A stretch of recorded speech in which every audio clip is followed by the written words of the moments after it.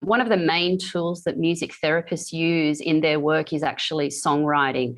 So being able to work with someone who's experienced trauma or who is experiencing depression and anxiety or has had a tough time in life, allowing them to articulate that through song, through writing, putting words to music is a really powerful therapy tool. You're listening to Elevate, the official podcast of Elite Agent for real estate industry sales professionals, property managers and leaders. We are proud to present Courageous Conversations, a podcast series focusing on the tough decisions people have made to put themselves on a pathway to success. This episode is brought to you by Connect Now, who makes the business of moving easier for both you and your clients. For more information, visit connectnow.com.au. Please welcome your host, Leanne Pilkington. Hey everyone, Leanne Pilkington here for the latest Courageous Conversation. And with me, I've got a very interesting guest for you today. Nicole White is the General Manager of Rock and Roll Team Building. Hello, Nicole. How are you? Hello, Leanne. I'm well. How are you? Yeah, awesome. Now, we first met you and the Rock and Roll Team Building team a few years ago, where we did team building for our annual conference, our Lang & Simmons annual conference. And I've had, 25 years of team building in my time at Lang & Simmons. And can I tell you, it was the most fun team building event we have ever had. That's pretty consistent feedback, actually, from all of our customers, which is wonderful. I'm glad. Yeah. I'm also a massive INXS fan. I grew up with some of the INXS boys, actually went to my high school and stuff. So Ciaran Gribbin, who is the lead singer in Rock and Roll Team Building, actually replaced Michael Hutchins for a time at INXS, didn't he? Yeah, Ciaran was probably the third or fourth singer since Michael Hutchins passed away. Yeah, he was he's from Northern Ireland, and he was here in Australia on a tour supporting an artist by the name of Paolo Nutini. Yep. And he came across to Sydney and happened to be staying up in the Northern Beaches in Palm Beach while he was here. And the person that he was staying with, the neighbour, actually happened to be Andrew Farris, the keyboard player and main songwriter from INXS. Yeah. So Ciaran met Andrew over a few nights and played some music, and Andrew was extremely impressed with Ciaran, and turned out that he ended up offering him the gig as the singer of INXS. So he toured with them for about 18 months all over the world, and was the last singer to stand on stage with INXS before they decided to no longer perform live shows back in 2012. Oh, wow. Okay. I didn't realise that. Yeah. Oh, yeah. He's a massively talented musician. And so the whole team building, we actually, as a group, wrote bits of a song, we performed it. It sounds very intimidating, but it actually wasn't. It was an enormous amount of fun. So I can definitely recommend it to any of those of you out there that are considering team building. And of course, the whole band then performed at the at our gala event that night, when we've had them perform for us a few times. So yeah, it was amazing. Although not the business you want to be in during a pandemic, right? On two fronts. Firstly, live music, and secondly, team building at conferences. So talk me through what happened in 2020? I guess two words: complete devastation for us. Yeah. We had worked, we started the business in 2015. And we started here in Australia, and then we decided to head off to the United States to look at what the market was over there. And we found it, no doubt, much bigger than here. So Ciaran, who is my business partner, and I literally commuted backwards and forwards to the United States probably every 6 weeks for the last 3 years, building our business. We have a wonderful band based in the San Francisco Bay Area. And we did lots of gigs. We were flying high, as you could say, traveling all around Australia, Bali, Asia, Europe, literally all over the United States, Denver, Las Vegas, Chicago, Los Angeles, Hawaii, doing really great gigs. And we were at a point where the business was, cash flow positive and all heading in the right direction. And then COVID hit. And sadly, Fortunately, I should say, for us, we were in Chicago in the last week of February doing a gig for the CEO of United Airlines. It was his senior management conference. So there was 2,500 people in the room, all of the top management of United Airlines. And we were there for 2 full days, plus an evening gig. And we wrote songs and we did choirs, and we received a standing ovation from the audience at the very end. And Amazing. Ciaran and myself, to be there where Oscar Munoz, the long-standing CEO of United Airlines, was actually stepping aside and Scott Kirby was taking over the reins. It was actually a really big moment for United. So we walked off stage very proud, and Ciaran and I looked at each other and thought, wow, we've really made it. They said it was the best conference they'd ever had with the music and what we did in connecting people. And 3 days later, we watched our whole business just literally fall apart. My phone was pinging. All of the gigs we had in our pipeline for the coming 12 months were cancelled. We were actually there in the US to do some more gigs on that trip. They were cancelled. And my entire sales pipeline just went to zero.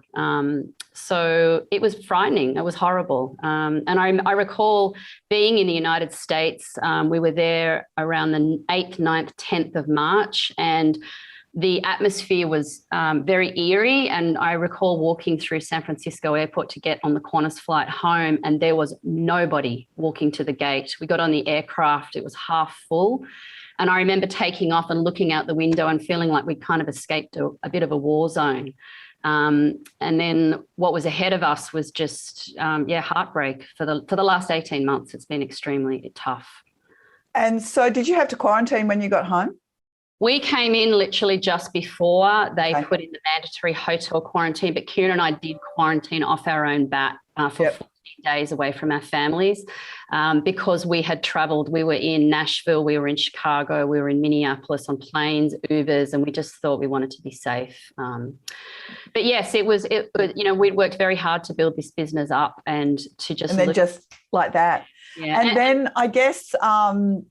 certainly from my perspective, it felt like COVID had kind of gone away, right? We had a pretty torrid few months last year, but then, the lead up to Christmas, I know we had the outbreak on the Northern Beaches, but then once that was gone, it almost felt like, okay, that was last year. This year we're moving forward, but then it all happened again, right? So yes. had you started to rebook?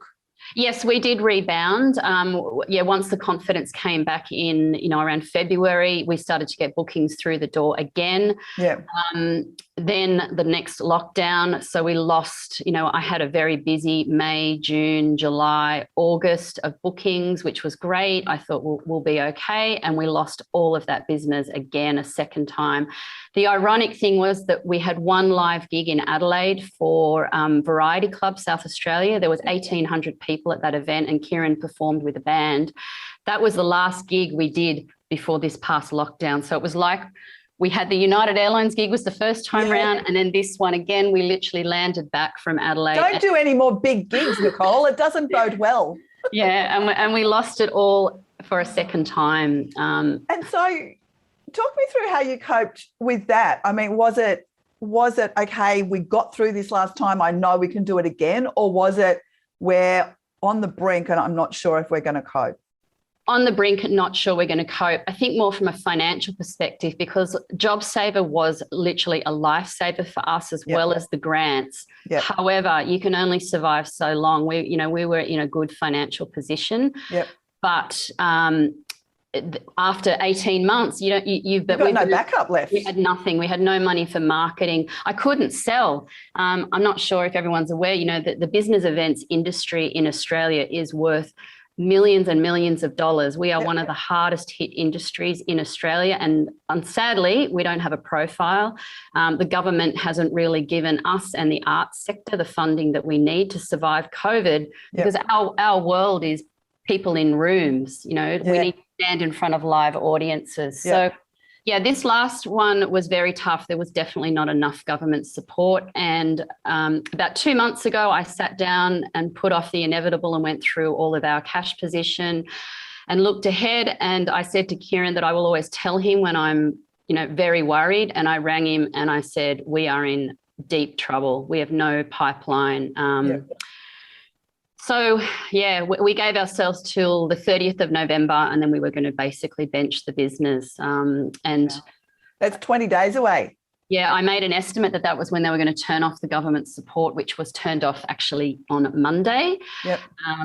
But lo and behold, we were very fortunate a few weeks after I made that call that we received a very large gig for Optus, which we delivered 2 weeks ago. Okay. So we did a virtual team building program for 1,000 people from Australia, the Philippines and India for Optus. Wow. It was a very, very big undertaking. We wrote 64 songs in one day with 16 songwriters across 4 sessions. Oh. So Optus has saved us. Yeah, wow. Thank you, Optus. That's amazing. Thank you, Optus. And my phone is ringing again, as it is in across the business events industry. All the venues, we're all seeing bookings starting to come through. We're not out of the woods, I have to say. If the government's put lockdowns on us again, we won't survive. We just can't live this way. Yeah. Well, hopefully, because we're all doing the right thing and getting vaccinated, hopefully they won't do that to you. Now, as a result of everything you went through with COVID, you've done a bit of a pivot or you've got an additional business that you're in the process of developing. Can you tell us a little bit about that? Yes. So, we did pivot into virtual with rock and roll team building. But what we recognized a long time ago with rock and roll team building was when we walked into rooms at conferences, we found that people, everyone's busy, they're not present in the moment.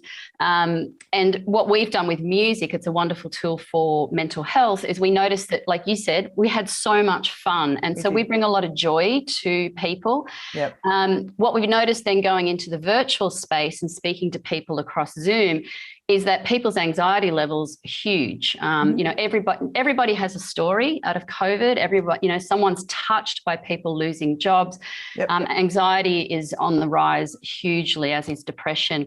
And we've been doing some work with a gentleman called Frank Fitzpatrick in Los Angeles. He's a multi-Grammy nominated songwriter and performer, and he would be considered in the world at the forefront of research in music and mental health. Mm-hmm. We'd been reached out to Frank, and then we came up with the idea, well, why don't we start a business where we're helping people with music programs for mental health in the workplace? Mm-hmm. I myself have suffered greatly with mental health issues, so I'm very familiar with it on a personal level, but also in the workplace. I've been on the end of the old office bullying and things like that. So it's pretty close to my heart. Yeah. So what we've done is we've developed a business called Vibrate Your Mind. It's a fully virtual business, only focusing on the Australian market. And our goal is to go out to companies and deliver programs with music to help employees with anxiety, with depression, and educate people on what music can do for your world. It really can make a difference to your life.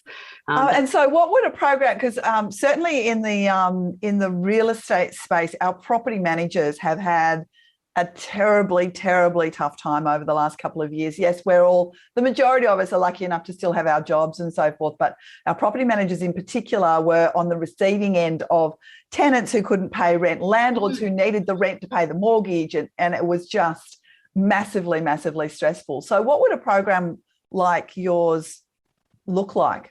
Well, the reason we've called it Vibrate Your Mind is that, sound is vibrations. We all energy. We're all energy. You can feel a good vibration of somebody or a bad vibration. Sure. So we're focusing on music and also sound therapy. So the programs, we've got a couple of different modules, simple things like a 10-minute breathing break. So if you were doing a virtual conference or you had your team together in the office and you just wanted to give everybody a moment, you can get us to come in and do a 10-minute breathing break. Most people actually don't breathe through their full lungs. They breathe in the top shoulder. I learned that when I had singing lessons many years ago. Yes. So, very, very shallow. And that can also cause panic attacks. Aren't necessarily caused by panic, right? It's just the fact that you can't breathe. And that can be sometimes as a result of that shallow breathing ongoing, right? That's right. That's right. And your breath, it's so simple and necessary, obviously, but it can make a huge difference to your overall physical and mental health. It's really important. There's a wonderful book by James Nestor, which I would highly recommend reading. There's a link on our website about that. So breathing breaks, also songwriting. One of the main tools that music therapists use in their work is actually songwriting.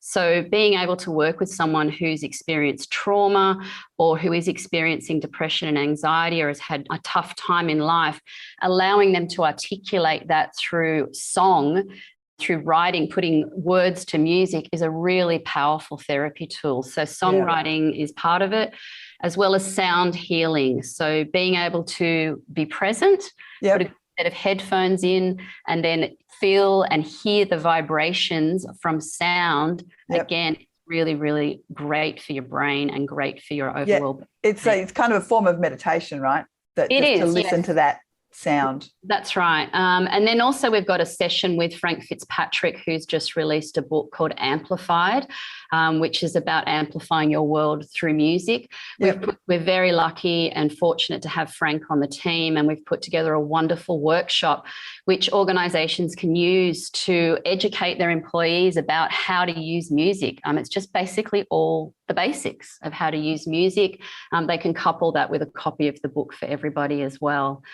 So we've put together a great advisory board. The Black Dog Institute is doing some wonderful work around mental health in the workplace. Very pleased to see that the New South Wales and the federal government are putting a lot of emphasis now on mental health. I'm hoping that we can partner with government to bring these programs really to life. I'm very, very passionate about it because of the struggles I've had. And I want to uncover stories of people in the workplace who have struggled and highlight it. It's important. Yeah, I think it's fantastic that you've had the courage to actually, at a time when it must be hard to be motivated and passionate and enthusiastic and driven, that you've actually dug deep and achieved all of that with the new business. I'm really excited for you. Yeah, look, just within the business events industry, Leanne, I decided, again, because the government is not supporting our sector, we've seen a massive amount of people leave our industry, people lose their businesses.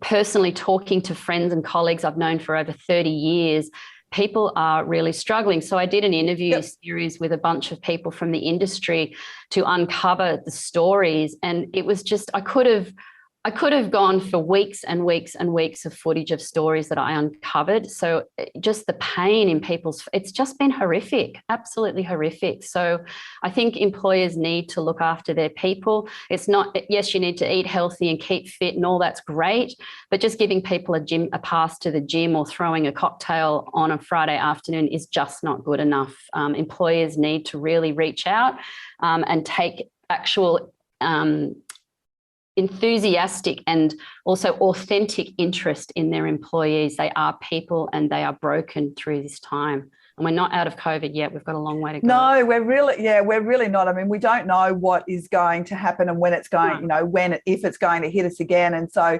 most people don't do well with that level of uncertainty. No. So that means it is really important for our for all of our business owners and leaders to seriously have a look at what they can do to support their people better.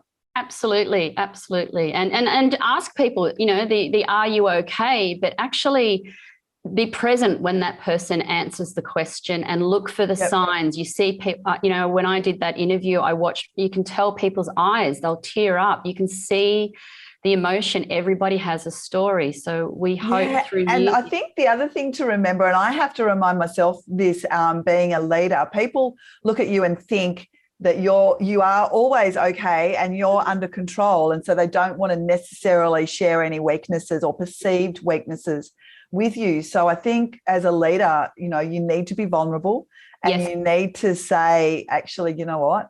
I'm, these are some of the things that I've been struggling with, and people are more likely to share their own struggles if they know that you're going to understand and you're not going to judge them.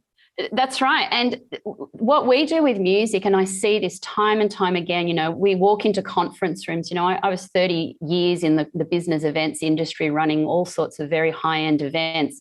It's a very stiff environment. People drink the Kool-Aid, they're on their best behavior, they're not necessarily being themselves. But what I've noticed with music over the last 5 years is I watch people come alive. I watch people smile. I watch people tap their toes. They're not looking at their phones. They're watching the stage and they're singing and they're smiling and they're having a good time. When our session ends, they walk out the door, they put the face back on. Yeah. So, I saw that in our session and we've got a pretty engaged group. But certainly at conferences, you know what it's like. We're all on our phone. We're very busy, important people. Nicole, don't you know that? I get it. So I saw it. It was almost, it was actually quite funny to watch because it was you could almost see the people's reservations and stuff just lifting off them like a coat, and then, as you say, tapping and singing and just getting really super engaged. So it was a great experience. I wish we could do it every year at our conference. Oh, we would love you to do that. Absolutely. Even something as simple as in the morning when you wake up, I'll give everybody a little tip. Yep. When you wake up in the morning, don't set your iPhone to the annoying buzzers that the phones have. Pick a piece of music that gently rises, and I guarantee you will wake up in a much gentler way. So everybody's starting their day with a jar. That's so true. You're in a bed sleep, you're waking up to this horrible, annoying sound. Yeah. So put on a beautiful piece of music, Ella Fitzgerald or whatever it is that is your favorite that builds slowly and wakes you from your sleep gently. Just try that, and I promise you, I do it. It'll make a difference. I'm going to do that. That's really good advice because I know my phone alarm, whenever I hear when people have got that as their ringtone, I get quite agitated because it's like, oh, I hate that sound. That's really good advice. I'm going to do that. Yes. Beautiful. Yes. And there's a lot that can be learnt from the creative arts community. We've tapped into some wonderful sound healers in the Byron Bay area. I'm really excited to be working with them. So to people that would go, and my husband would be one of them, sound healing with you, really?